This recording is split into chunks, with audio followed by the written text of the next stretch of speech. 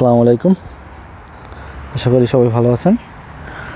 আজকে আপনাদের সাথে যে বিষয়টা আলোচনা করব সেটা হলো পুলিশ ক্লিয়ারেন্সের আবেদন কিভাবে করবেন 2025 সালের নতুন নিয়মে। তো প্রথমে আপনি পুলিশ ক্লিয়ারেন্স লিঙ্কে যাবেন। লিঙ্কে গিয়ে দেখবেন এরকম দুইটা অপশন আছে, রেজিস্ট্রেশন আর সাইনিং।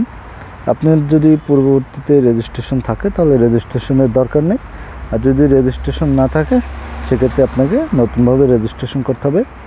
এবং এই পুলিশ ক্লিয়ারেন্সটি করতে আপনার যে কাগজপত্রটি দরকার হবে সেটি হলো আপনার ভোটার আইডি কার্ড, 1 কপি ছবি, চেয়ারম্যান সার্টিফিকেট এবং আপনার পাসপোর্ট। এবং বর্তমানে যে সরকারি যে ফিটি সেটি আগে 500 ছিল, এখন সেটি বাড়িয়ে 1500 করা হয়েছে। তো আপনাকে 1500 টাকা আপনার দরকার হবে এটি করার জন্য, যেটি সরকারি ফি।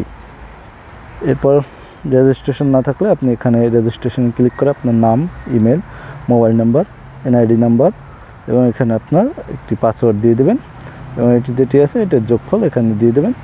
দিয়ে আপনি নেক্সট ক্লিক করলে, কন্টিনিউতে ক্লিক করলে আপনার রেজিস্ট্রেশন হয়ে যাবে। এরপরে আপনি সাইনিং করবেন। সাইনিং করার পর আপনি সরাসরি, যেহেতু আমার সাইনিং করা আছে, রেজিস্ট্রেশন করা আছে, আমি সাইনিং করলাম এবং এখানে আপনার মোবাইল নাম্বার এবং পাসওয়ার্ডটি দিয়ে এটি লগ ইন করে নেবেন। লগ ইন করার পরে আপনি দেখতে পাবেন এখানে আপনার ডেস্কটপ চলে আসছে।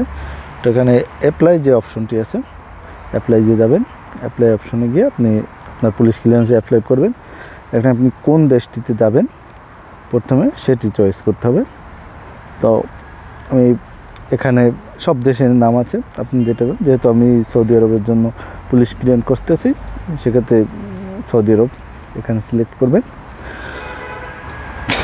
সৌদি আরব সিলেক্ট করার পরে আপনি নিচে আপনার সম্পূর্ণ তথ্য চাবে। এখানে আমার passport number, passport issue country, issue date, passport issue place, আপনার যেখান থেকেই পাসপোর্ট করেন না কেন আপনার passport issue place DIP Dhaka হবে।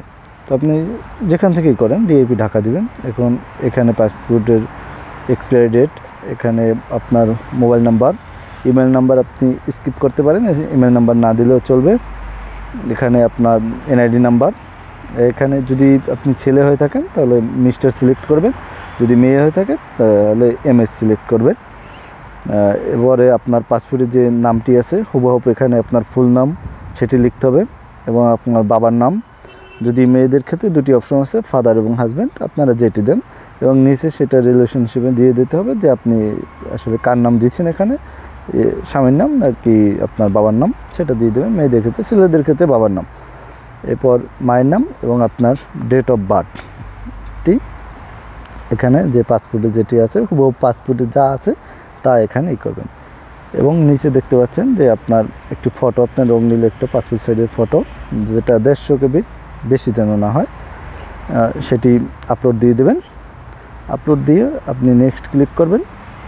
দেখবেন পরবর্তী আরেকটি অপশন চলে আসছে, যেখানে আপনার যে অ্যাড্রেসটি আছে সেই অ্যাড্রেসটি দিতে হবে। তো আমি এখানে আমার যে ছবিটি আছে আগে চেক করা ছিল, আমি ছবিটি দিয়ে দিচ্ছি এখানে।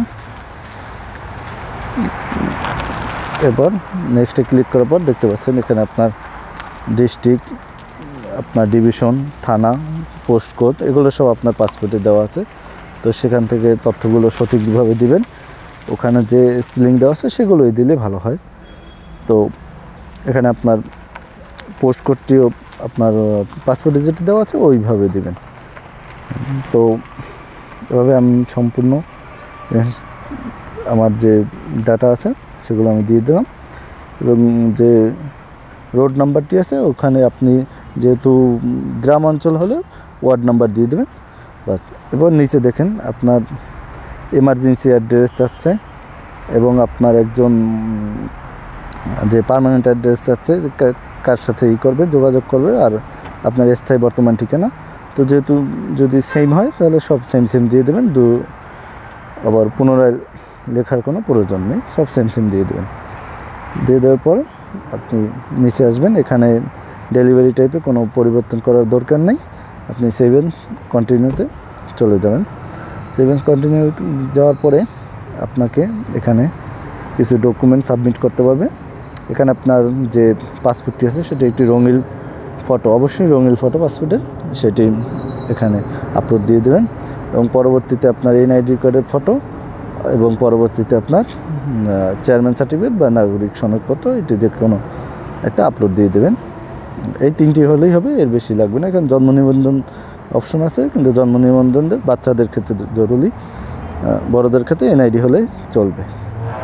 তো আপনি এখানে 3টা আপলোড দিয়ে দিচ্ছি। আপলোড দেওয়ার পরে আমি সেভ এজ কন্টিনিউকে ক্লিক করবেন।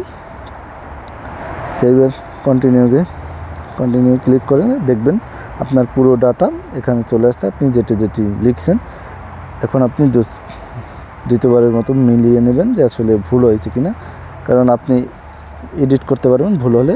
যদি আপনি ফাইনাল সাবমিট দিয়ে দেন তাহলে আর এডিট করা যাবে না। তো পরে সব মিলিয়ে ফাইনাল সাবমিট দিয়ে দেবেন এবং এরকম একটা অপশন আসবে, আসলে ক্লিক করে এখন পেমেন্টে চলে যাবেন। এখানে অনেক আছে, মোবাইল ব্যাংকিং আছে, সব কিছু আছে। তো আমি নগদ থেকে পেমেন্ট করব। দেখতে পাচ্ছেন নতুন নিয়ম 1500 টাকা চাচ্ছে, সাথে 21 টাকা ভ্যাট। তো এখানে আমি পেমেন্ট মেথডে চলে আসছি। এখানে আমার নগদ নাম্বারটি দেব, আপনারা আপনাদের নগদ নাম্বারটি এখানে দিয়ে দেবেন।